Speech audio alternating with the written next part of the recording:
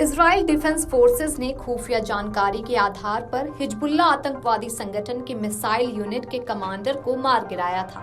IDF ने जानकारी दी कि कुबैसी कई हवाई हमलों का जिम्मेदार था। उसने साल 2000 में 3 इजरायली सैनिकों का अपहरण कर बड़ी बेरहमी से मार दिया था। हालांकि बाद में सैनिकों की डेड बॉडी को 2004 में कैदियों की अदला बदली में वापस कर दिए गए। उस हाई प्रोफाइल हमले में कुबैसी की भागीदारी ने हिजबुल्लाह के सैन्य शाखा के भीतर उनकी स्थिति को मजबूत कर दिया। कुबैसी हिजबुल्लाह का एक अनुभवी कमांडर था। वो 1980 के दशक में समूह में शामिल हुआ था। अब जो हिजबुल्लाह के टॉप कमांडर को मौत के घाट उतार दिया गया है, तो इसका प्रभाव आम जनता पर भी देखने को मिल रहा है।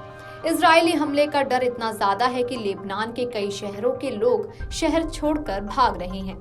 सीमाओं पर लाइन लगी है। इजराइल फाइटर जेट्स ने हिजबुल्लाह के लॉन्चर, कमांड पोस्ट, घर जिसमें लड़ाके छिपे हैं, हथियार डिपो को टारगेट बनाया है, खास तौर से दक्षिणी लेबनान और वेका वैली का बड़ा इलाका। हिजबुल्लाह के करीब 1600 टारगेट्स पर इजराइल ने आसमानी हमले किए। बेरूत में भी इजराइल फाइटर जेट्स ने ताबड़तोड़ हमले किए, जिसमें हिजबुल्लाह का सीनियर लीडर अली कराकी मारा गया। वह जिस इमारत में रहता था, उसे इजराइल ने पूरी तरह से गिरा दिया। कराकी हिजबुल्लाह के इब्राहिम आकिल की जगह लेने वाला था।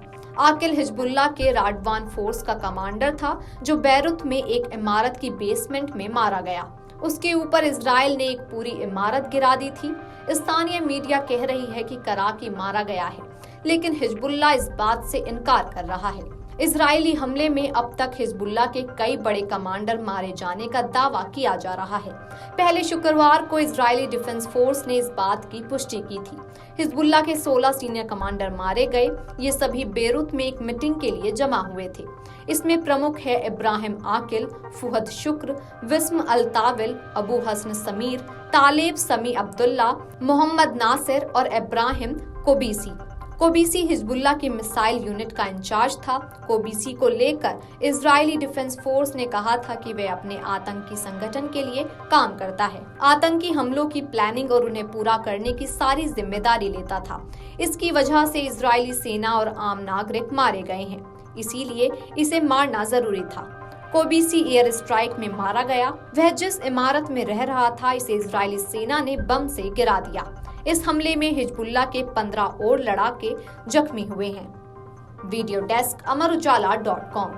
अगर आप ये वीडियो YouTube पर देख रहे हैं तो हमारे चैनल को सब्सक्राइब करें और बेल आइकन को दबाना ना भूलें। अगर आप Facebook पर ये वीडियो देख रहे हैं तो हमारे पेज को लाइक करें।